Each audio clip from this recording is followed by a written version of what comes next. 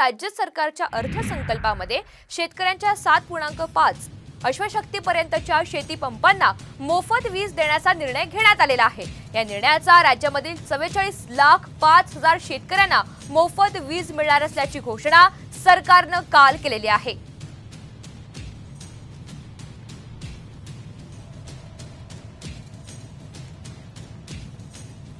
तर मोफत वीजेची घोषणा करण्यात आली। 7.5 अश्वशक्तीपर्यंतच्या कृषी पंपांना आता मोफत वीज मिळणार आहे। 44,05,000 शेतकऱ्यांना याचा मोठा फायदा होणार आहे। मोफत वीजेसाठी 14,761 कोटींचं अनुदान हे घोषित करण्यात आलंय। 8,50,000 शेतकऱ्यांना सौर पंप देण्यात येणार आहेत। आणि निवडणुकीपूर्वी सरकारने आता या संदर्भातली मोठी घोषणा केल्याचं बघायला मिळतंय।